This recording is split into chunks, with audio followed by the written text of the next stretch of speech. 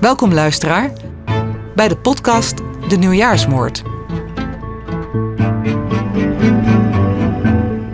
Wij zijn Bureau Dupin, een collectief van gedreven onderzoekers dat zich samen met de politie inzet om een cold case op te lossen.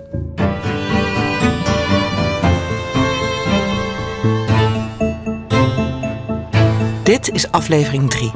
Zoeken naar sporen. Je begint altijd bij het hoofd en dan kijk je of er verwondingen op het hoofd zitten. Je voelt of de schedel intact is. Je kijkt naar de ogen, oogleden, of er puntbloedingjes zijn. Je kijkt naar de neus, de oren, de mond en de hals. Ja. En zo ga je dus helemaal naar beneden. In deze podcastserie wordt verslag gedaan van het onderzoek naar de onopgehelderde dood van Marja Nijholt uit Enschede. Zij komt op de nieuwjaarsochtend van 2013 in Os om het leven. Een paar dagen eerder verlaat Marja Enschede. In de vorige aflevering vertelde Marja's vriend Steef waarom zij met oud en nieuw meestal niet thuis was. Wij hebben namelijk elk jaar oud en nieuw. Dan is er hier een clubje van pyrotechnische vrienden. En Marja had niets met de drukte eromheen. Dus is het de laatste 3 keer naar haar ouders gegaan met oud en nieuw. En dat zou de 3e keer dus ook het geval zijn. We hoorden ook dat Marja voor oudjaar naar een hotel in Gronau gaat, net over de Duitse grens. Waarom ze daarheen gaat, is ook voor de eigenaar van het hotel onduidelijk. Heb je een idee wat ze in Gronau kon doen? Ja, wat kun je doen? Weinig. Gronau is corona, Gronau is leuk. Ik zou niet weten wat je moet doen zo. Vlak voor oudjaar wordt er in het hotel voor Marja gebeld. Wie haar belt is nog steeds een mysterie. We weten wel dat Marja schrikt van het telefoontje en op oudjaarsdag in paniek vertrekt uit het hotel. Dan zeg ik van, gewoon even ook niemand vroeg gebeld. Ja, toen was het helemaal gek van de dam. Toen was wel angst in de ogen, een beetje vond ik zo. Ja, ze wil weg uit Nederland, want de duivel en de heren en de priester en ik weet allemaal niet wat ze allemaal zei. Dus, Uit bewakingsbeelden weten we dat Marja in de ochtend van 31 december om 11:09 op het station van Enschede een kaartje koopt richting Os. Ze heeft dan een fiets bij zich en we weten dat ze de trein naar Os neemt. 8 jaar later staan Stefka en Peter op hetzelfde tijdstip op het station van Os. Het zijn de laatste dagen van december, dus het is eigenlijk precies 8 jaar geleden dat Marja hier aankwam. Dus rond 2 uur komt ze hier met de trein aan. Ja. En dan gaat ze lopen. Ja. En dan weten we dat ze een paar uur later op het volgende adres weer gezien wordt. Ja, precies. Maar er zitten echt 2 uur tussen. Dus om een uur of 4 wordt ze daar gezien. Ja, dat gaan we nu even lopen. Ja, we weten natuurlijk ook niet precies hoe ze gelopen is. We weten niet eens of ze gelopen heeft. Want het kan natuurlijk ook gewoon zijn dat ze de fiets heeft gepakt. Wat ook logisch is. En dat ze met de fiets eerst is gaan fietsen. Dat stuk weten we eigenlijk niet zo goed. Nee. Stefka en Peter lopen verder langs de route die Marja in de oudejaarsnacht ook heeft gevolgd. Intussen vertelt Marja's vriend Steef over een man in Enschede met wie Marja veel contact had. In de kerk had je hier een man, een vermogende man, eigen bedrijf.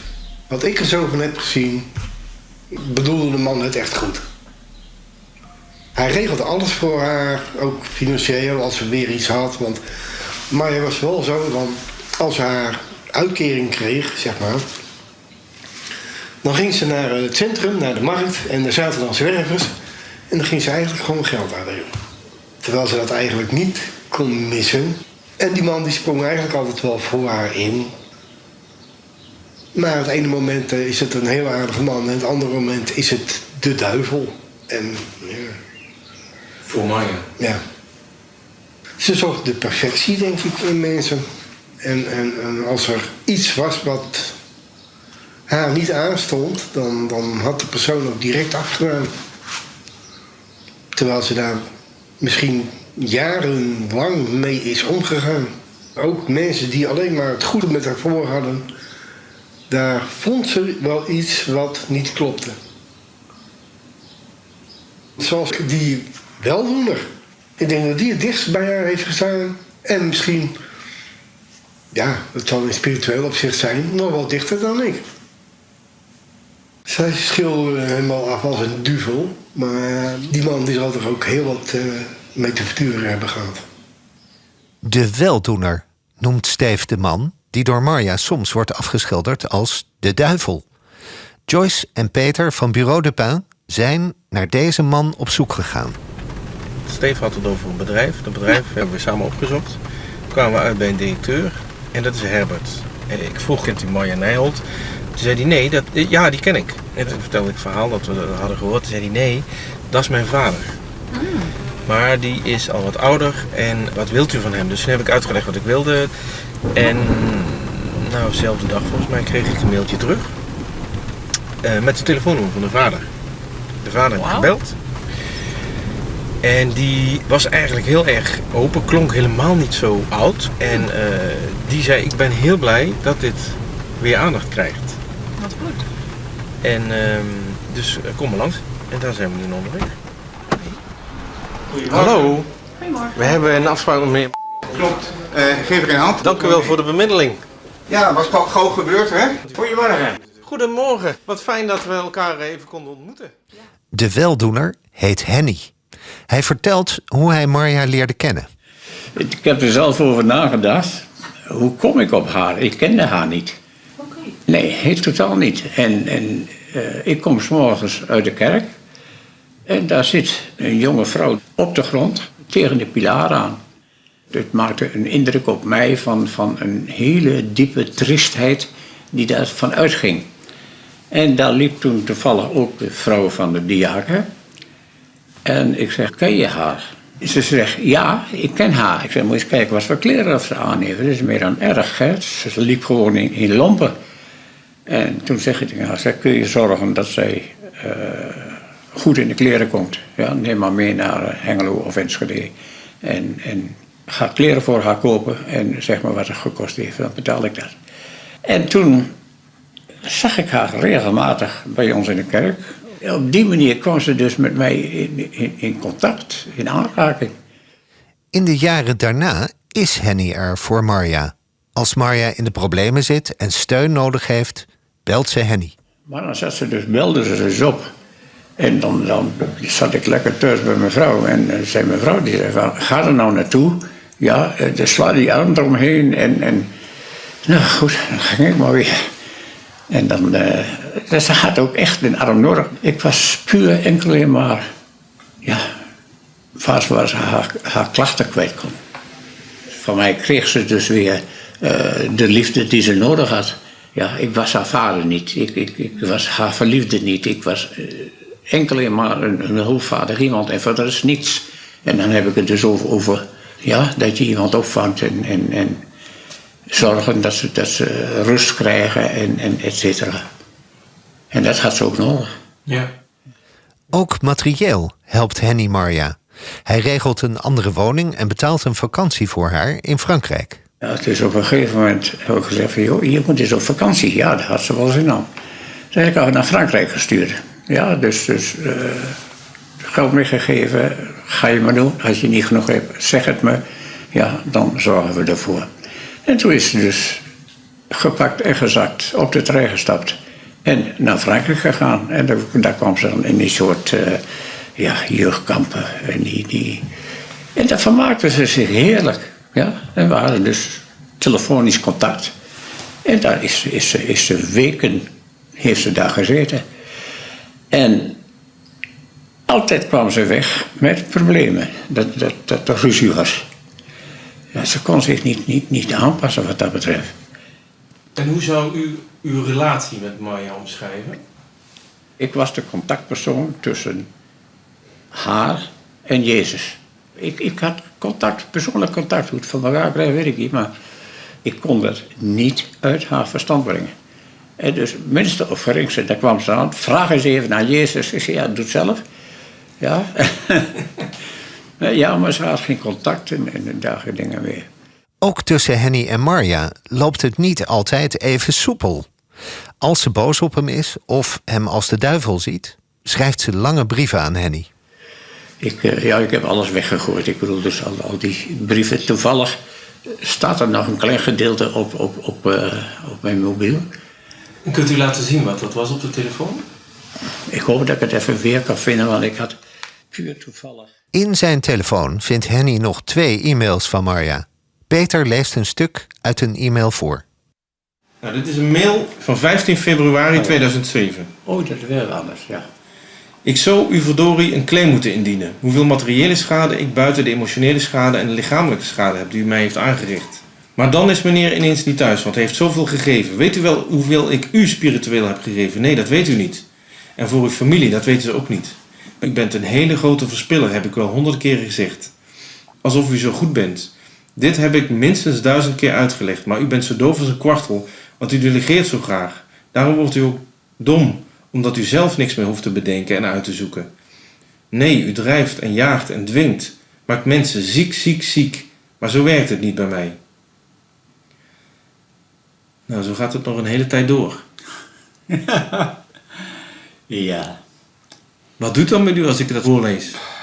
Eigenlijk niks. Het glijdt gewoon langs me heen, omdat ik weet hoe ze is.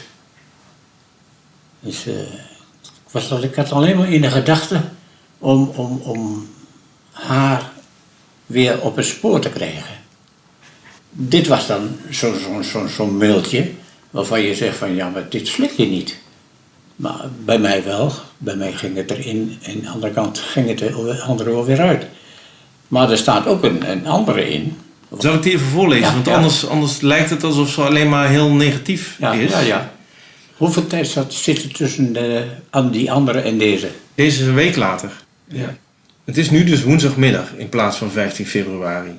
Ik weet dat je altijd de mailbox nakijkt, dus ik kan sneller even een langer briefje schrijven. We kunnen ook nog een chatbox aanmaken, dat weten de kinderen wel. En, lekker geslapen? Ik heb een beetje nagedacht en het aan Jezus gegeven, want ik weet niet wat ik ermee aan moet. Kusje, komt u lang strakjes om 6, 7 of 8 uur? Nou ziet u wat ik allemaal van u heb gekregen. Alles zo'n beetje, wat het mooiste was van God. Liefs, Marja. Dat is van een andere orde, hè? Ja, dan kun je toch niet kwaad worden op die eerste brief. Ik bedoel, dat viel langs me heen. Mijn opzet was om haar weer normaal te laten denken. Nou ja, goed, wie ben ik? Mijn vrienden en mijn bekenden die zeiden allemaal, je bent hartstikke gek. Laat haar vallen. Nee, maar je kunt haar niet laten vallen. Het is een mens in nood. En echte nood. Ik bedoel, dus dit was niet geveinsd van haar. Wat moet je dan? Het was echt een goede vrouw in wezen. De laatste uren van haar leven brengt Marja door in Os. Stefka en Peter bezoeken de plekken waar Marja in elk geval nog is gezien. We komen hier bij Petit Restaurant Café Het Libre. Het is natuurlijk dicht, coronadicht. Stoelen staan op de bar. Ja, het is echt helemaal dicht. En volgens de reconstructie is Marja hier rond 4 uur gezien. En ze kwam vanaf het station, waar ze op 2 uur uit de trein stapte, om en nabij. Ja. Dat hebben wij ook gedaan. En het is nu 4 minuten over 2. Dus we hebben 4 minuten gelopen over de afstand van het station tot hier. En wat weten we van dit? Nou, eigenlijk niet zo heel veel. Ze is hier we weten eigenlijk ook niet hoe lang dat ze hier is geweest. We weten wel dat ze vervolgens richting het centrum is gaan lopen. Dat het heel veel hard is gaan regenen, dat weten we. En dat ze ook pas later rond 8:30 weer wordt gezien bij Café de Oostwal.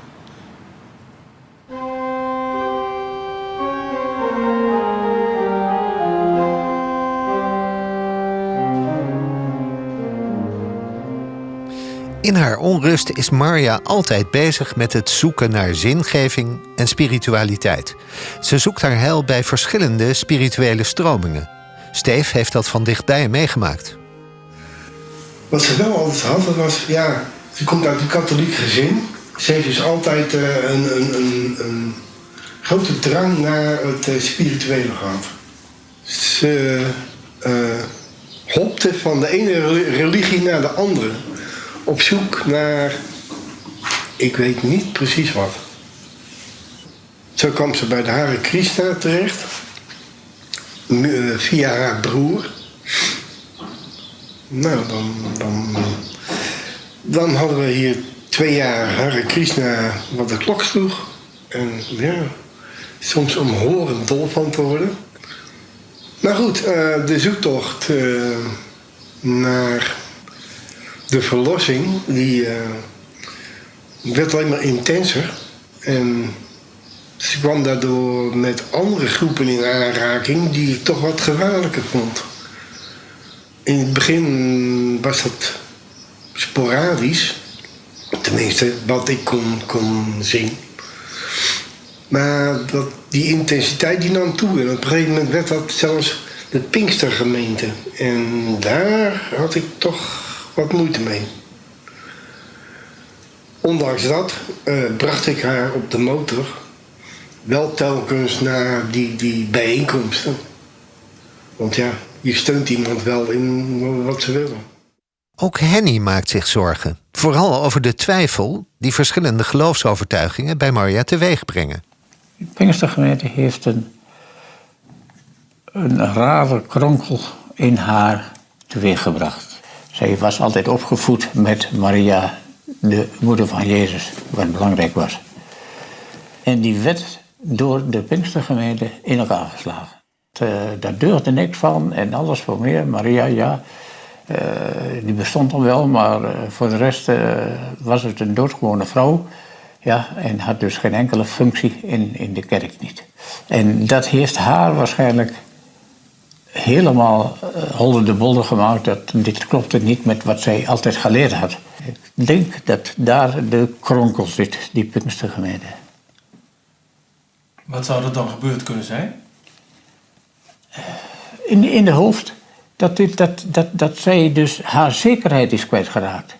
Haar zekerheid dat Jezus bestond en dat Maria bestond en dat Maria de moeder van Jezus was. Zij was opgegroeid in die gedachtegang. Volgens Henny droeg godsdienstige twijfel dus bij aan Marja's onrust. Dan vertelt hij iets opmerkelijks. Hij legt uit wat Marja deed om haar twijfel weg te nemen en introduceert een nieuw persoon in het verhaal. En dan was de leider van die Pinkstergemeente, die woonde in Os. En in armoede is ze dus gevlucht van Gronau naar Os toe om bij die man hulp te krijgen. En dat is niet gebeurd. Ja, ik bedoel, dus zij heeft bij mensen geweest en gevraagd om hulp, omdat ze vermoord zou worden. Ja, ik snap niet waarom of die mensen dat niet opgepakt hebben. Je ziet toch dat een mens in nood is. Maar ze hebben haar laten vallen. Kunt u daar wat over vertellen? Dus ze is naar Os gegaan om met die man te spreken. En dat heeft mij verteld, die man en die vrouw, die dus lid waren van die Pinkstergemeente. En die hebben we dus meer verteld dan dat ze eigenlijk wouden vertellen. Want toen ik daar na de tijd op terug ben gekomen en ik heb hen gevraagd, ja, maar je hebt toen dat en dat gezegd, waren ze niet meer thuis.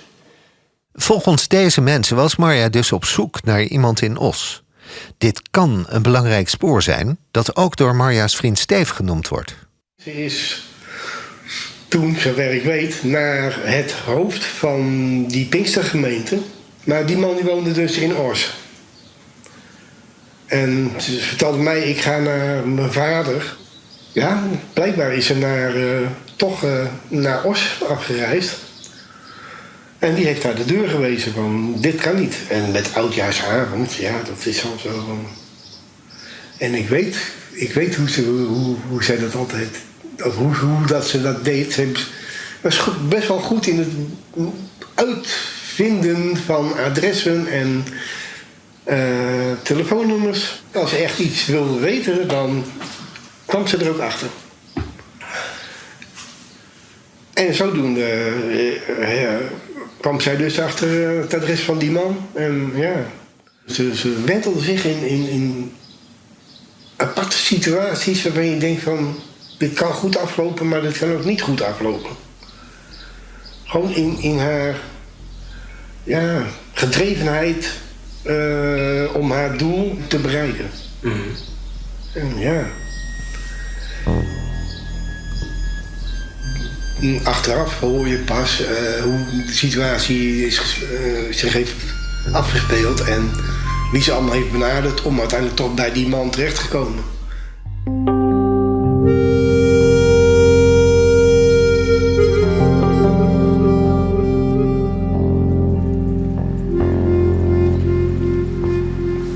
Dit is de Oostwal, dus een vrij drukke straat. En hier is het café, de Oostwal. En hier is Marja gezien rond 8:30. Wat ze in de tussentijd heeft gedaan, is hier in Os rondgelopen. Mensen aangeklampt, maar precies waar ze is geweest weten we niet. Nee, want wij hebben vanaf Café Libre naar hier hebben we 10 minuten gelopen. Ja. En Marja is in het Libre gezien rond 4 uur. Ja. En hier pas om 8:30 s'avonds. Ja. In die tijd is het flink gaan regenen. Ja. Is het donker geworden. En hier gebeurt iets raars. Want dit is eigenlijk de laatste keer dat zij gezien is in 2012. Dan is ze een aantal uren onzichtbaar. En pas rond 3:30 in de ochtend wordt ze volgens mij weer gezien. En dan zonder fiets. Cafetaria de Oostwal blijkt open te zijn voor het bezorgen van gerechten.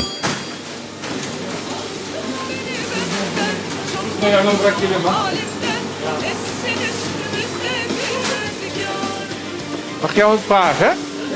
Want jij bent bezig met een onderzoek naar Marja Nijholt. Zeg jou dat wat? Marja Nijholt. Zij is 7 jaar geleden is ze hier op Oudjaarsnacht geweest. Ja, klopt. En toen daarna is ze overleden. Ja, klopt. Was jij toen hier? Ik was toen hier, ja. Mag ik je er wat over vragen? Ja? Mag ik het opnemen? Wat kun je erover vertellen? Ik wilde hulp. En toen vroeg ik, wat wil je? De eigenaar van Cafetaria de Oostwal heeft Marja op die oudejaarsavond nog gezien. Hij is daarmee, voor zover bekend, de laatste persoon geweest die Marja heeft gesproken. Peter en Stefka maken een afspraak met hem om het gesprek later in een rustige omgeving voor te zetten. Inzicht in de plaatsdelict kan het onderzoek naar Marja's dood verder helpen. Daarom heeft Bureau Dupin de politie gevraagd om meer informatie over de plek waar Marja is gevonden. De eerste vraag die we stelden aan de politie was: in hoeverre kunnen jullie inzicht geven in de situatie zoals die is aangetroffen op het plaatsdelict? Met als achterliggend doel het terugdringen van het aantal mogelijke scenario's van het overlijden van Marja Nijholt. Nou, inmiddels hebben we antwoord gekregen op deze vraag. En de politie en het Openbaar Ministerie hebben 9 foto's uit het politiedossier vrijgegeven met toestemming van Marja's nabestaanden.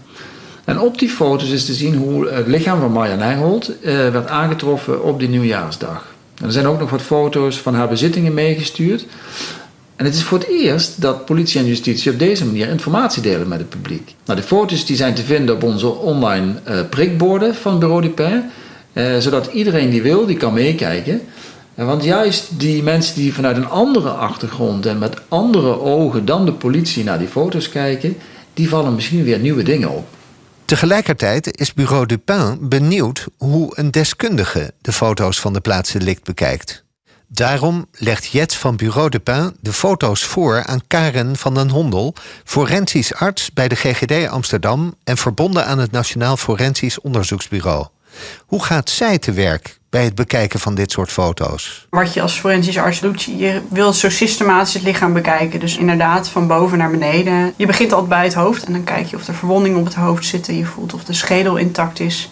Je kijkt naar de ogen, je kijkt naar de oogleden, of er puntbloedingjes zijn. Je kijkt of er letsels zijn. Je kijkt naar de neus, de oren, de mond, in de mond. Ja. En de hals. En dat kun je doen als je op de plaatsdelict bent. Met foto's is dat anders natuurlijk. Klopt. En vaak is er een verhaal. En als er een verhaal suïcide is, dan ga je kijken, de dingen die ik verwacht, zie ik die of zie ik die niet? En bij een moord kijk je, zeker als, ik heb begrepen dat het om een messteken gaat mogelijk, dan kijk je specifiek ook naar afweerletsel. Karen bekijkt de politiefoto's en vertelt wat ze ziet. Eigenlijk bij het achterwiel van de tweede auto zie ik een lichaam. En het lijkt erop alsof het lichaam op de buik ligt. Op haar rug ligt volgens mij een rugzak die open is. En ik zie er een snoer uitsteken. Verder ligt er een notitieblok. Dan zie ik nu een close-up foto van de spullen. Waarbij ik dus een notitieklapblok zie. Daaronder ligt denk ik een laptop. Of in ieder geval iets waar USB-poorten aan zitten. Dus ligt half op dat notitieblok. Er ligt drum. Dus ik denk sigaretten of iets dergelijks. Er lijkt verder nog iets zilvers. Misschien een armband of zo. Maar dat kan ik niet goed zien. Omdat daar ook een ander notitieblokje op ligt. En een soort zwart leren tasje. En mijn oog valt eigenlijk direct op haar linkerhand. En bij de linkerpink lijkt iets roods te zijn.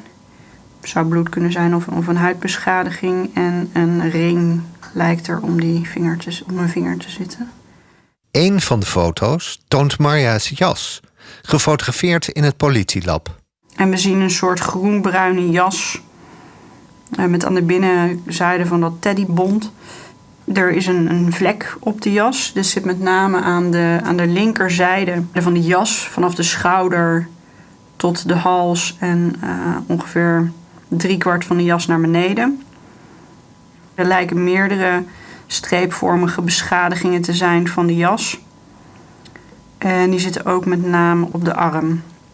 En dat is dan de linkerarm, de linkermouw. Een capuchon aan de binnenzijde lijkt links ook wel een verkleuring zichtbaar. Wij doen liever niet gokken wat dat zou kunnen zijn. Maar als leek, er zit bloed op de jas. Ja, dat denk je. Ja. Dat zou heel goed kunnen. In het onderzoek naar Marja's dood liggen alle scenario's nog open. Is er op basis van de foto's iets te zeggen over het uitsluiten of bevestigen van mogelijke scenario's? Daar is nog niet zoveel over te zeggen. Ik snap dat je als leek denkt, ja, ik heb een jas, er zitten gaten in. Er zit bloed op. En ik hoorde in de vorige podcast dat iemand zei dat ze een aantal keer gestoken is. Ja, dan snap ik dat je dan denkt, nou, dit is moord. Maar jij als expert? Op basis van deze foto's kan ik helemaal niks uitsluiten. Dit kan nog steeds een natuurlijk overlijden zijn. Ja. Ze kan natuurlijk onwel geworden zijn en daar dood gegaan zijn. Ja. Dat kan.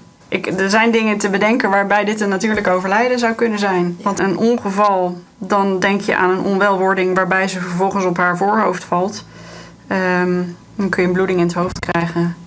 Dan heb je suïcide. Als we even ervan uitgaan dat al die gaten in de jas steekwonden zijn, dan heeft ze ook allemaal gaten in haar arm. En ook aan de achterkant van haar arm. Dat zie je bij een suïcide wat minder. Het zichzelf steken en wel 10 of 20 of 30 keer steken, dat zien we bij suïcide wel eens. Het echt steken in de achterzijde van het arm, dat heb ik nog nooit gezien. Ja. Wat je doet als je op die manier zelfmoord probeert te plegen, is je gaat het proberen. Dus je hebt een soort hesitation waarbij je eerst een aantal keer oppervlakkig en dan steeds iets verder. En dan uiteindelijk is er 1 of 2 of misschien wel 3, maar waarbij die diep genoeg zijn om een groot bloedverlies te veroorzaken. Dus het kan. Ja, en moord is ook nog steeds een optie. Een van de gegevens die het onderzoek verder kan helpen is of Marja Nijholt daar op die oprit is overleden. Is ze daar zelf naartoe gelopen? Of is ze daar neergelegd? Op de foto's lijkt weinig bloed te zijn op de plek waar Marja's lichaam is gevonden. Geven de foto's daarover informatie? Bloedverlies, ja. Je hebt natuurlijk een aantal liter bloed in je. De vraag is wat er geraakt wordt. Als je in je arm geraakt wordt, dan over het algemeen verwacht je dat het bloed wel eruit gaat lopen. Maar als je het bot raakt, dan zou je ook in het bot flink wat bloedverlies kunnen hebben. Dat hoeft niet per se naar buiten te lopen. Als je diep genoeg gaat, dus voorbij de ribben, dan kun je het longverlies raken. De long kan daarbij klappen. Dan wordt hij heel klein, loopt hij leeg en dan kan de hele borstholte vol met bloed. Dus dan hoef je niet per se bloed naar buiten te krijgen. Zelfs als je het hart raakt, dat hoeft ook niet per se naar buiten te komen. Volgens de deskundigen zijn op basis van de foto's dus geen scenario's uit te sluiten.